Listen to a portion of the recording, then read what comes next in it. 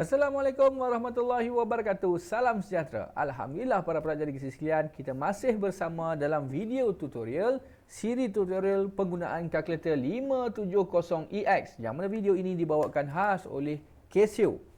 Mana-mana pelajar yang masih belum dapat lagi Casio ini, pastikan dapat yang original, dan mana-mana pelajar nak beli secara online boleh lihat video cikgu yang di akhir sesi ini. Okey? Baik. Hukum linear adalah satu topik yang sangat penting dalam kertas 2 section B, yang mana dia adalah lubuk markah untuk bantu pelajar untuk skor dalam kertas 2 ataupun dalam secara keseluruhan kelas ADMAT ya. Baik, kita lihat. Baik, bagaimana kita nak gunakan kalkulator? Nak sesuaikan gunakan kalkulator. Tapi sebelum itu, kita ambil maklum bahawa dalam kertas 2 dia akan masuk bentuk graf. Dan di sini kalau kita ambil contoh ya, kita mulakan dengan soalan Sabah 2021 kertas 2. Dia wajib gunakan kertas graf di sini, akan dibekalkan kertas graf. Jadual 8 menunjukkan nilai-nilai sesaran S dengan T bagi suatu pergerakan objek. Okay, itu tak penting. S nanti dihubungkan oleh suatu persamaan. Dan para pelajar di sini sekalian, lihat ini adalah persamaan yang belum dilinearkan. Kalau cikgu tulis kat bawah ni balik. Kalau cikgu boleh tulis balik. Persamaan yang belum linear adalah S sama dengan U T. Oh, ini persamaan fizik ya. Tambah dengan AT kuasa 2 ya.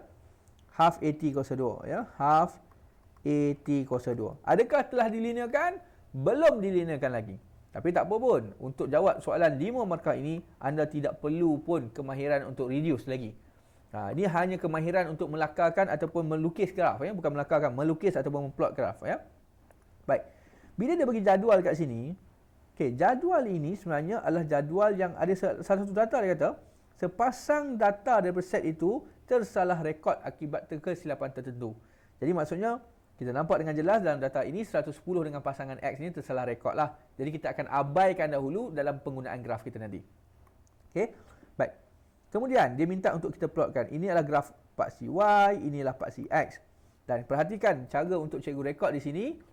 Paksi Y kita ada diwakili oleh ST dan paksi X kita diwakili oleh T dekat sini ya. Tak apa nampak dekat sini. Okey, ada nampak tak T kat situ?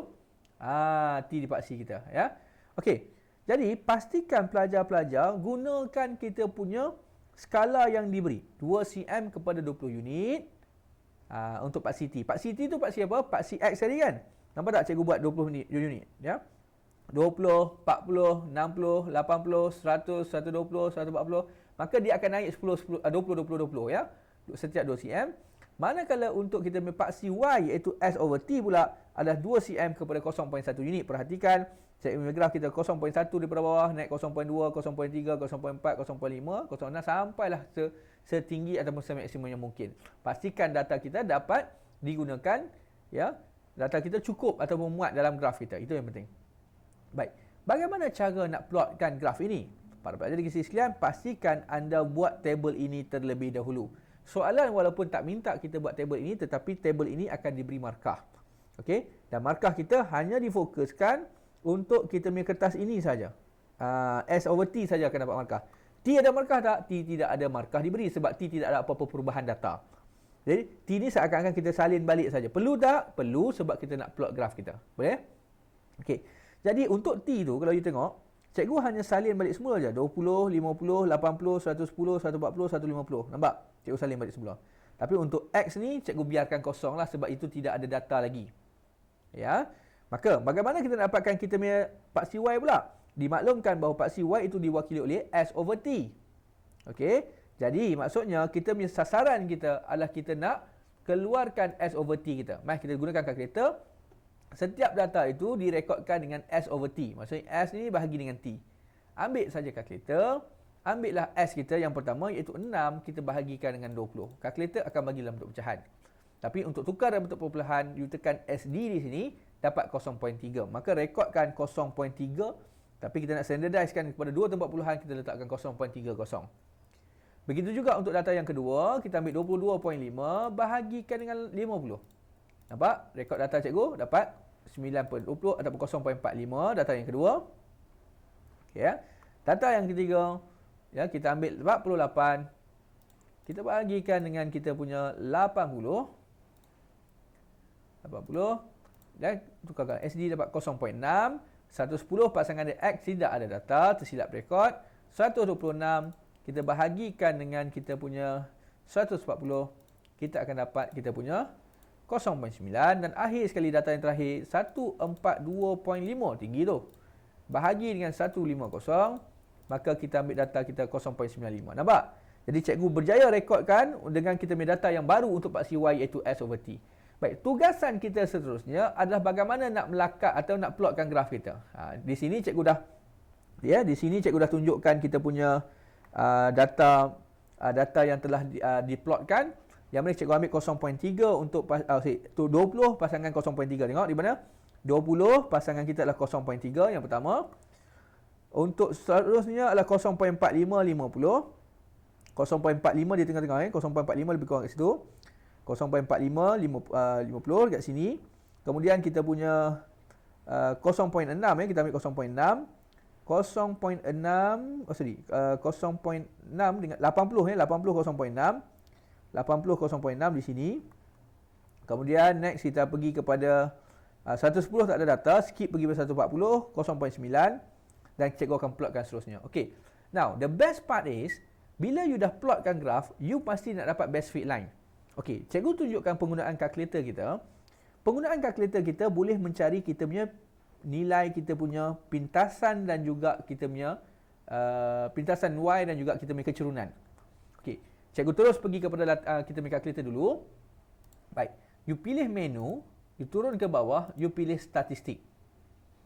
Tengok statistik ni, you tekan sama dengan ataupun you terus boleh tekan nombor 6, dia akan keluar macam ni. Okey. Data kita akan diberi dalam bentuk A tambah BX. Perhatikan dalam kalkulator masing-masing, dia ada Y sama dengan A tambah BX. Yang mana A ini akan mewakili kita punya pintasan paksi Y. Manakala B pula akan mewakili kita punya kecurunan. Baik, kita akan masukkan, tekan 2, masukkan data setiap data berdasarkan data baru yang table yang kita dah wujudkan tadi. Ingat, paksi X tu diwakili oleh apa? Diwakili oleh T kita tadi. Jadi, cikgu masukkan data T dulu. 20 sama dengan 50 sama dengan 80, 110 tak payah masuklah ya, 140, 110 tak ada pasangan 140, kemudian 150. Okey, dah selesai ni, kita akan terus masukkan pasangan S/T pula, iaitu 0.3. Seterusnya 0.45. Seterusnya 0.6. Diikuti oleh 0.9 sebab kita skip tadi. Dan akhir sekali 0.95. Cantik. Jadi, nak tekan AC boleh, tetapi jangan risau, kalkulator you telah diprogramkan ataupun telah disimpankan sebagai memori data-data kita semua tadi. Okey, seterusnya you tekan option. Dia akan keluar function ini, minta untuk you tekan regression nombor 3. Dan dia akan keluarlah data kita. Nilai A kita yang paling penting ialah 0.2.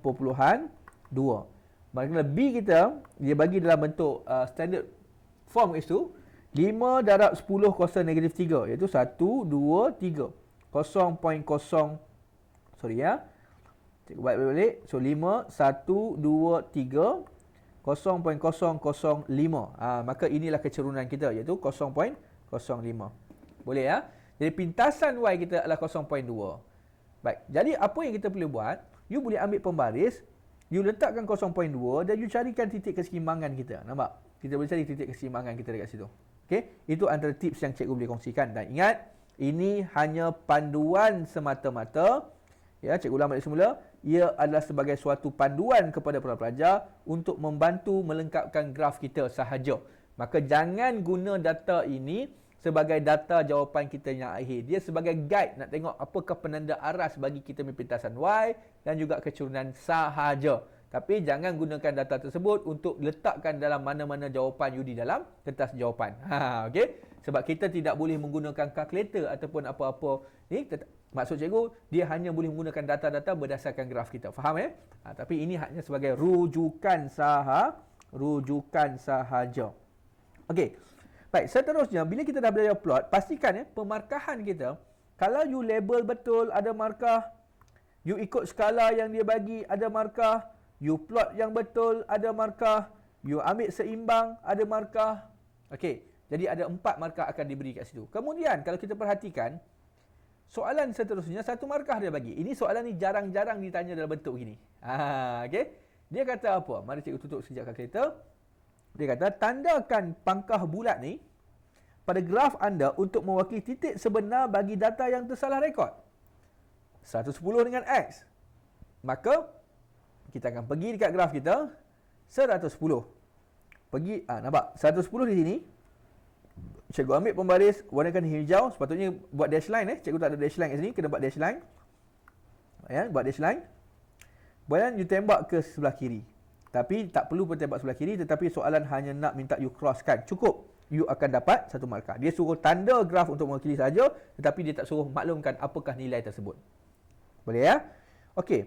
Sekarang ini barulah sampai ke peringkat yang mana kita perlukan kebolehan kita, ability kita ya untuk reduce form kita. Kita kena reduce. Cikgu nak reduce macam mana tu? Okey, ingat. Apakah yang diwakili oleh paksi Y kita tadi? S over T. Dan diwakili oleh paksi X adalah kita punya T semata-mata. Jadi S over T macam mana? S ini you bahagi T. Maksudnya keseluruhan graf kita ini perlu bahagikan dengan T. Boleh? Maka dia jadi S over T equal to U semata-mata tambah 1/2 AT sahaja sebab bahagi T. Dan didapati bahawa nilai T kita ini adalah diwakili oleh apa ni? Ya, diwakili oleh apa? Diwakili oleh kita punya X axis. Ini pula diwakili oleh Y axis. Jadi yang mana kita punya pintasan Y? Ini akan jadi pintasan Y, manakala 1/2A pula akan dijadikan kecurunan kita. Jadi soalan minta apa? Halaju awal. Halaju awal mewakili apa ya? Kita tengok balik semula. Halaju awal kita, dia sebut tadi ya, halaju awal diwakili oleh U. Maksudnya dia nak cari U kita. Dan kita dapati bahawa U ini pula diwakili oleh pintasan paksi Y pada graf kita. Dan pergi dekat graf, dapatkan data pintasan Y kita iaitu 0.2, maka kita katakanlah kita punya U kita adalah sama dengan 0.2. Maka inilah jawapan untuk C part 1. Boleh? Untuk C part 2 dia minta pecutan. Pecutan diwakili oleh apa? A kan? Kat soalan pun dah maklumkan. Ya? Yang mana pecutan kita diwakili oleh A. Okey. So bila diwakili oleh A, maka dia diwakili oleh kecurunan. Maksudnya, kita tengok kecurunan kita bukan A saja ya. Kecurunan kita ada 1/2A, maka samakan dengan kecurunan dalam graf. Bagaimana nak dapat kecurunan graf? Kalau cikgu akan ambil dua data yang kena pada graf, mungkin data ini. Okey, dan data yang kedua dan terakhir ataupun yang terakhir pun boleh juga. Dan data ini dalam dalam jadual kita diwakili oleh 0.3 dengan 20. 20, 0.3. Yang data second last ataupun last pun boleh. Second last kita diwakili oleh 140,0.9. Maka ini akan dijadikan sebagai X1 Y1. Ini akan jadi X2 Y2. Ya, jadi kita akan ambil kita punya data kita 0.9. Kita teruskan perjuangan kita dekat sini. 0.9 tolak dengan Y1 iaitu 0.3. Kita bahagikan dengan X2 tolak X1 140 dengan 20. 140 kita tolakkan dengan 20. 1/2A. Okey, mari kita gunakan kalkulator kita. Okey, so ini you kena clearkan balik semula, bagi pada komputer balik. 0.9. Okey, kalkulator ni kelebihannya pecahan. 0.9 tolak 0.3 turun ke bawah. 140 tolak 20. Okey, so itu kan sama dengan, nampak tak you dapat apa? 5 darab 10 kosong negatif 3. Nilai ini sebenarnya tepat sama dengan nilai yang kalkulator yang kita sediakan tadi. Betul tak? 5 darab 10 kosong negatif 3. Okey. Jadi seterusnya apa yang kita perlu buat? Letak saja di sini 0.005 tadi. Maka A kita darab sahaja dengan kita punya 2 di situ. Maka A kita sama dengan 0.01. Maka kita dah dapat dah halaju awal kita dan juga kita punya pecutan ya, C1 dengan C2. Soalan minta cari nilai X lah kawan. Nak cari nilai X bagaimana? Dan X kita itu tadi diwakili oleh data yang merujuk kepada yang tersalah rekod tadi, 110. Pergi dekat graf, patah balik, you tembak dekat sini. Dan kita tengok nilai yang tembakan kita berada pada 0.75. 0.75. Maka cikgu boleh katakan bahawa data kita apabila, cikgu buat hitung ya, 1, 2, 3. Apabila X ataupun T T sama dengan 110, Yang kita dapat, kita punya 0.75 tadi. Okey. 0.75 tadi, adakah nilai kita punya T? X? Bukan. Ia adalah mewakili kita punya nilai S over T. Betul tak? Dia mewakili S over T sebab dia berada pada dekat sini.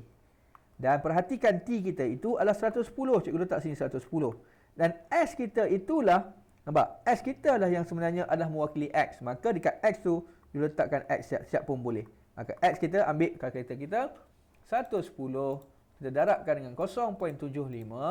Maka selesaikan, kita akan dapat dalam perpuluhan 82.5. Maka kita dah dapat jawapan akhir dan full mark dengan begitu sahaja. Jadi boleh fokus kepada soalan ini 10 markah, geng. Ya. Okey, jom kita tengok kepada kita punya soalan yang kedua, ya. Boleh, ya? Saya teruskan kepada soalan yang kedua.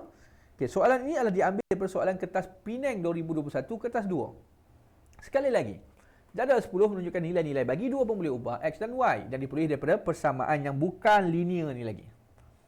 Okey, kemudian dia minta, okey, dia bagi data X dengan Y. Kemudian dia minta untuk melakarkan atau memplotkan Y over X melawan X. Okey, pastikan table kita dimulakan dengan table dulu. Labelkan X juga walaupun tidak ada markah. Masukkan Y over X. Baik, cikgu, macam mana saya nak dapatkan Y over X? Kalkulator cikgu tak buka. Okey, Y over X macam mana cikgu dapat? Y over X. Okey, ambil saja nilai, setiap nilai Y itu bahagikan dengan X. Contoh, Y kita 96. Kita bahagikan dengan nilai X kita di atas. You akan dapat 4.8. So, itu data yang pertama.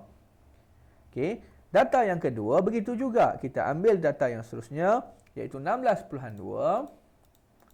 Kita bahagikan dengan kita punya 3. Kita akan dapat 5.4, data yang kedua. Dan teruskan step tersebut untuk you bahagikan Y dengan X, Y dengan X, Y dengan X. Maka wujudlah kita punya table ini yang mana ada satu markah untuk bahagian Y over X. Walaupun data tersebut tidak diminta oleh soalan. Okey, soalan tak minta pun, ya. Alright, so seterusnya kita akan mula untuk plotkan. Pastikan lihat dahulu plot kita punya skala. 2 cm kepada 1 unit pada kedua-dua paksi. Okey, nice. 1, 2, 3, 4, 5, 6, 7, 8. Okey, paksi Y pun sama. 1, 2, 3, 4, 5, 6, 7, 8, 9, 10. Ya. Kemudian kita mula untuk plotkan. Pastikan label dahulu Y over X dengan kita punya paksi X di hujung. Kemudian kita ambil data kita 2 dengan 4.8. 2 dengan 4.8, data yang pertama. Data yang kedua adalah 3 dengan 5.4. 3 dengan 5.4. 4 dengan 9.95 dan seterusnya sehinggalah data kita diplotkan dengan habis. Okey, dimarkkan dengan habis. Kemudian ingat lagi tak step kita tadi? Kita punya kalkulator ada sedikit kelebihan sebab kita nak keluarkan nilai Y sama dengan A tambah BX. Ambil maklum, A ini sekali lagi adalah kita punya pintasan Y, manakala B pula adalah kecerunan. Okey, so B adalah kecerunan. So bagaimana nak masukkan data? Mari cikgu tunjukkan gunakan kalkulator. Tekan menu, ambil nombor 6 ataupun you turun kat situ, ambil statistik nombor 6 ni, ya. Y sama dengan A tambah BX, tekan nombor 2, masukkan semua data kita punya X di atas dahulu. Okey, so kita masukkan 2 sama dengan 3 sama dengan 4 sama dengan 5 sama dengan 6 sama dengan 7 sekali sama dengan. Naikkan ke atas, kita ambil data kita yang seterusnya untuk Y over X, ya. 4.8 sama dengan 5.4. Seterusnya 5.95. Data seterusnya kita ambil 5 dengan 6.7. 5.95. Okey. Kemudian 6.7, ya. Sorry, 6.7. 6.7 dan data yang kelima iaitu 6 pasangan dia 7.1. Okey, sama dengan dan akhir sekali 7.7. Okey, nice. So kita dah simpan data kita, terus tekan option pun boleh. Ambil regression nombor 4 dekat sini dan kita dapat data kita nilai A sama dengan 3.66, lebih kurang 3.66. Maka B pula adalah kecerunan kita mesti dapat lebih kurang 0.58. Okey. Jadi kita tengok sini betul tak 3.66? Nampak tak plot cikgu punya graf 3.66. Nice. Dapat 3.66. Cikgu dapat 3.66 lebih sikit, 3.65 kot. 665 lebih kurang, ya. Okey. Jadi Dekat sini adalah kes yang kalkulator ini boleh membantu kita. Sekali lagi cikgu katakan ini hanya untuk rujukan semata-mata, tetapi apa-apa pun akan kamu rujuk balik semula kepada graf kamu, ya. Okey, soalan seterusnya. Nampak tadi kita dapat 5 markah dah. Soalan seterusnya menggunakan graf tersebut, dia minta cari nilai Q dengan P. Kebolehan kita seterusnya adalah untuk reduce daripada bukan linear kepada linear. Cikgu salin dahulu persamaan kita, iaitu diberi Y sama dengan 2Q tolak 3 X kuasa 2 tambah P over QX. Perhatikan paksi Y kita tadi, kita dah lakarkan dengan Y over X. Maka kita punya persamaan ini perlu bahagikan dengan X. Bahagikan semua dengan X. Dapat Y per dengan X sama dengan 2Q tolak 3 stay. X kuasa 2 bagi X tinggal X. Tambah P per QX akan hilang. Maka apakah paksi Y kita? Paksi Y kita diwakili oleh, ini adalah paksi Y kita. Paksi X kita tetap X. Maka keseluruhan ini adalah kecurunan. Ini pula adalah mewakili kita punya pintasan Y. Boleh ya? Maka kita nak buat apa dulu? Okey, kalau you gunakan pintasan Y, you akan stuck sebab you tak ada P ataupun Q lagi. Ya, so walaupun pintasan tadi kita dapat 3.6 berapa ni ya? Cikgu punya dasar 3.65, cikgu ingat?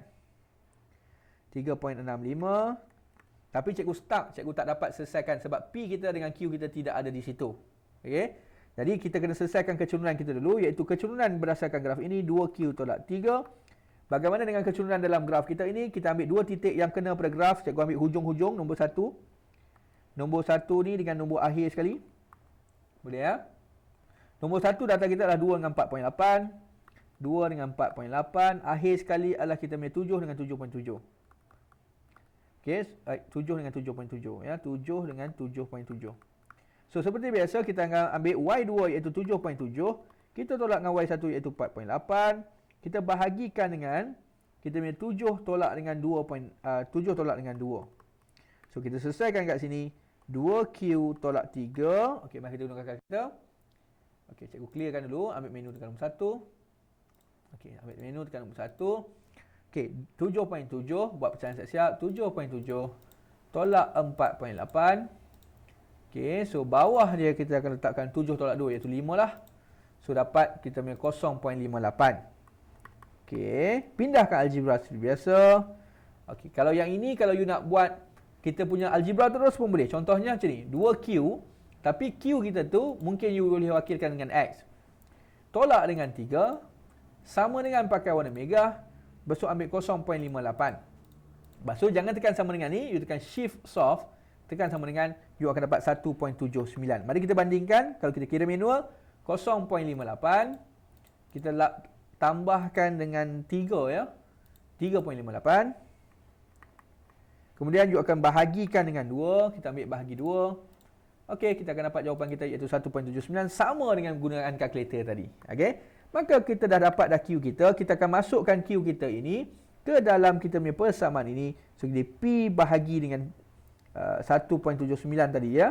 1.79 akan dapat 3.65. So kamu selesaikan P kita. P kita akan dapat sama dengan, kita pakai kalkulator di sini, 3.65. Kita darabkan dengan 1.79 di situ. Dan kita akan dapat jawapan kita P kita adalah 6.534. 5.34. Kita bundarkan kepada 4 angka bererti. Maka ini nilai P dengan Q. Para pelajar di sini sekalian, maka hukum linear ini, penggunaan kalkulator boleh membantu kita untuk sekurang-kurangnya dapatkan rujukan kita apakah pintasan Y kita dan juga kecurunan. Begitu juga untuk soalan ini, apakah pintasan Y dengan pintasan pintasan Y dengan kecurunan kita. Dan cikgu ingatkan balik semula, cara dia masukkan menu, masukkan kita nombor 6, kemudian pilih Y sama dengan A tambah BX. Selepas sahaja kita masukkan X dengan Y, tekan option dan ambil regression, dia akan bagi data kita dengan tepat. Jadi para pelajar di sini sekalian, begitulah kalkulator ini sungguh canggih untuk bantu kita bagaimana nak menentukan kita pintasan Y dengan pintasan X. Mana-mana pelajar yang masih belum dapat kalkulator Classwiz 570, cikgu akan tunjukkan cara bagaimana nak membeli di official web store Casio. Baik, alhamdulillah kita dah selesai perbincangan video kita. Classwiz 570EX secara original. Ini original ni original. So nak tahu original tak original, you kena beli dekat official web store dia lah. So bagaimana nak beli ni? Tak susah pun. Dia Casio ada kita ada ada bekalkan ataupun ada jual secara online di Shopee lah. Jadi macam mana nak pergi ke Shopee? Tak payah susah-susah. Di bawah ni cikgu letakkan kita punya link lah, description. Dekat description ni ada link. You klik dekat link tersebut, dia akan bawa kepada Shopee Mall lah. Shopee Mall yang mana official store untuk Casio. Jadi harga yang ditentukan kat sini adalah buat masa sekarang lah, untuk video cikgu tengah rekod ni RM99.50. Mungkin dia boleh turun ataupun naik bergantung kepada yalah mata wang kita lah ya. So Casio ni import lah, bukan daripada dibuat di Malaysia ya. Jadi kalau you tengok dekat sini, pastikan store yang you beli ni secara official casio.os, iaitu official store bagi Casio lah. Ni Shopee Mall bagi Casio. Dan harga yang diletakkan situ buat masa sekarang, video cikgu rekodkan pada berapa bulan ni, 24 bulan November lah 2022, RM99.50 dan dia bagi satu free face mask. Jadi kalau you beli satu kalkulator, you dapat satu face mask lah, Casio official punya face mask ya. Jadi bagi cikgu you kalau nak dapatkan Casio ni, you bolehlah beli secara online melalui web store Shopee Casio ni official ya. Jadi pastikan yang you dapatkan adalah kalkulator original. Janganlah beli kalkulator fake ataupun daripada store yang lain. Mungkin kalkulator yang lain you dapat lebih murah. Kalkulator akan sama ya.